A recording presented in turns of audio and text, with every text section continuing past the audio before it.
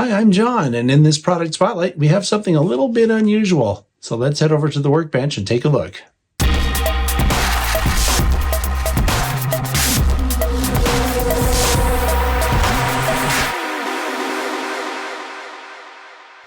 All right, so here's what we're looking at today. I don't usually do these as unboxings, but this is such an unusual piece that I wanted to give you the whole experience. So it's a rather large box, actually. To give you an idea, Scale Train's boxes are just a little smaller than this.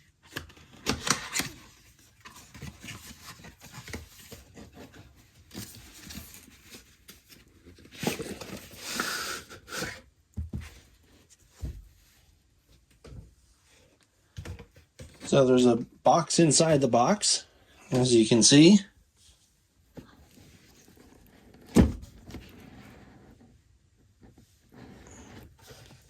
Then this is a hard cardboard box here, a lot like what you see with Scale Trains and Athearn. Looks like it came with a little QR code thing. And doesn't seem like much of a... Oh, I see. Oh. Well, it looks like instructions written in a Chinese language, or I'm assuming that's Chinese. I can't really tell. It looks like instructions on how to raise and lower the pantograph. Too bad I don't read that language. We'll have to go by the pictures, I guess. And then, let's see here. Oh, there it is. Here's the model. Oh, this is interesting. Usually, I'm accustomed to seeing a plastic box in here. Looks like it has additional parts. A couple bags of those, apparently. Oh.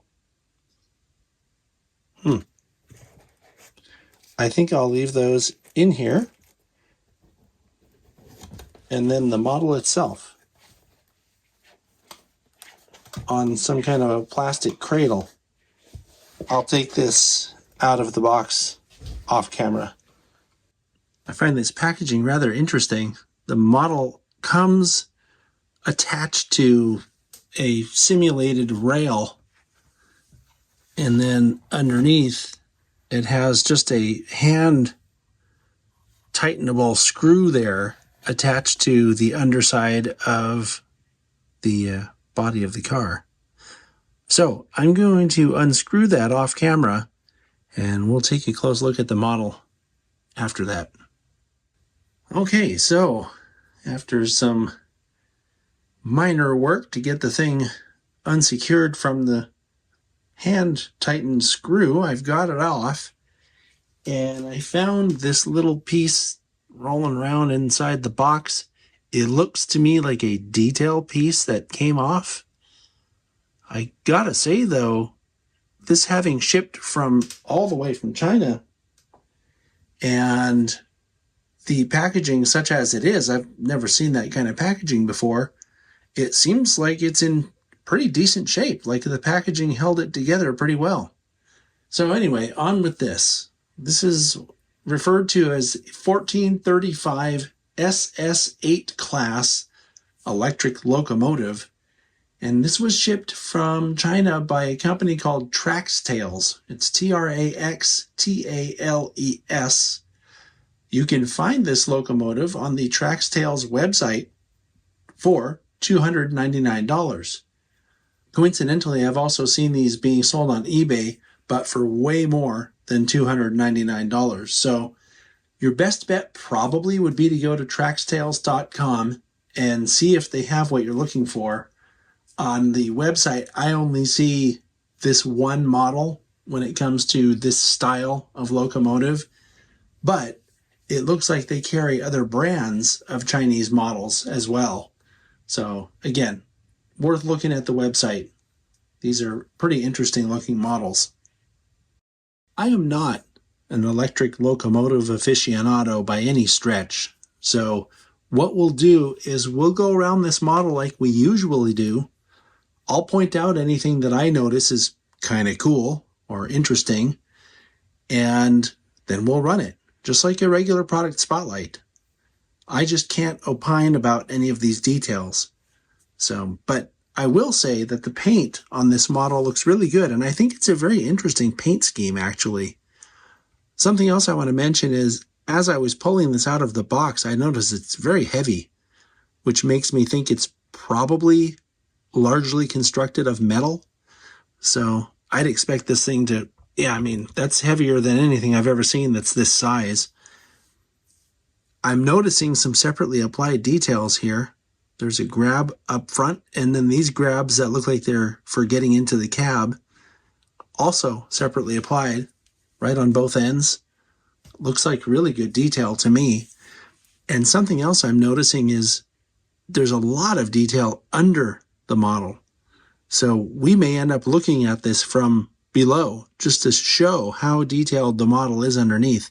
I mean, this rivals the kind of detail I've seen on models by Rapido, for example. And then looking at the top, which we'll take a closer look at later, there's a lot of electrical stuff up there. So this thing has a lot going for it already. So I have no way to know which side or end is considered the front or whatever.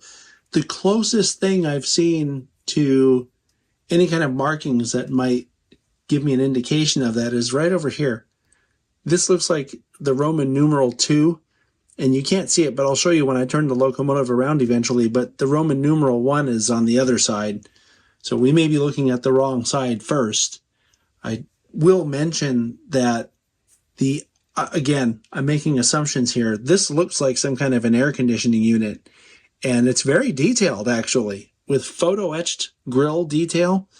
These horns are brass, separately applied horns that look really good, as well as the windshield wipers and all the hoses down below. That all looks really finely rendered. Now we'll look at that detail from this side. You know, I'm going to call this the fireman side. Again, I don't know what this is.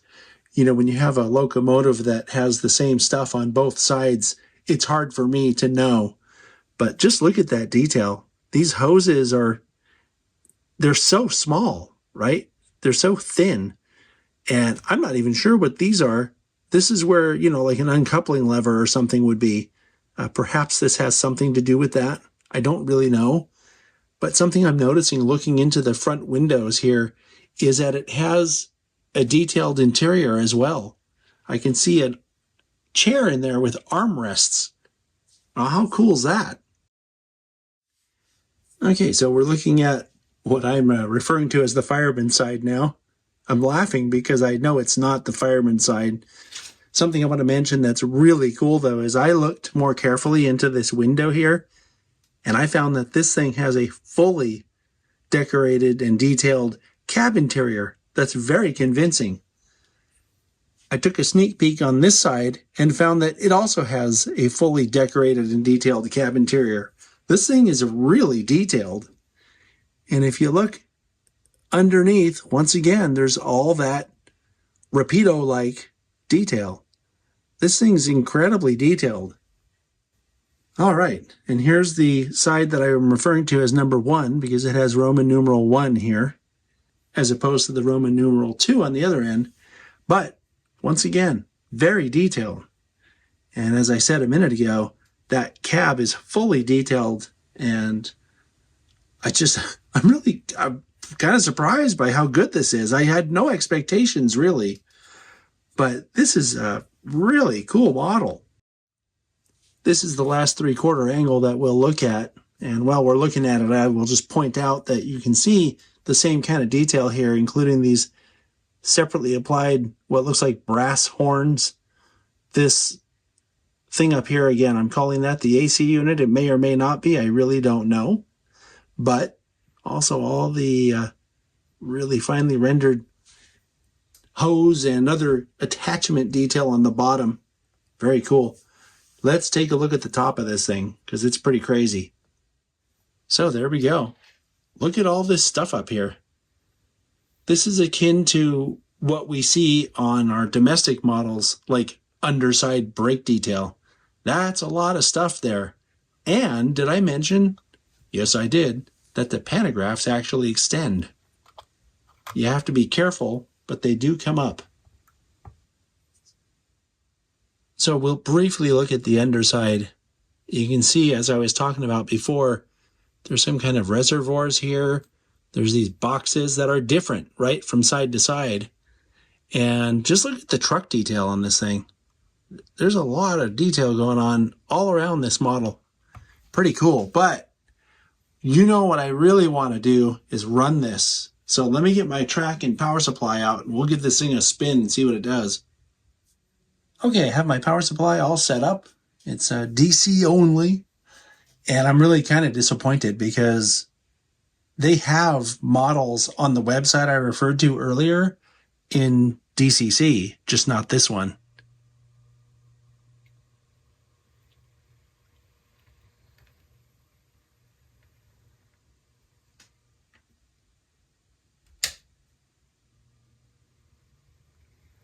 It's very quiet.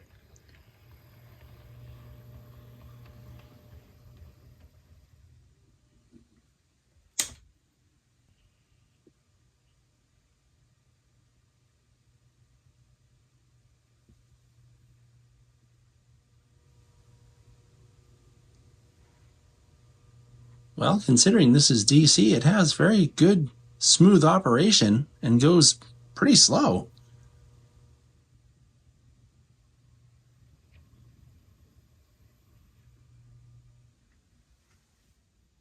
We're going to try to look at the lights here, and I have to hold it in place while I turn the power up. So it has interior lighting on the side there. The cab is lit, and it has a headlight as well as, I don't know if those are markers or ditch lights or what. And I'm really curious to see if anything lights up when I make it go the other direction. So let's try this. Red markers in the other direction. Well, that's pretty cool. So let me turn it around and we'll see if it does the same thing on the other side. I'm thinking it probably will. Okay, I've turned it around. You're going to have to take my word for that because it looks the same. But let's just do this and see what it does. Same thing going this way. In this direction, the headlight comes on as well as the cab light. And I'm noticing that the cab lights are also directional because the one back here is not coming on.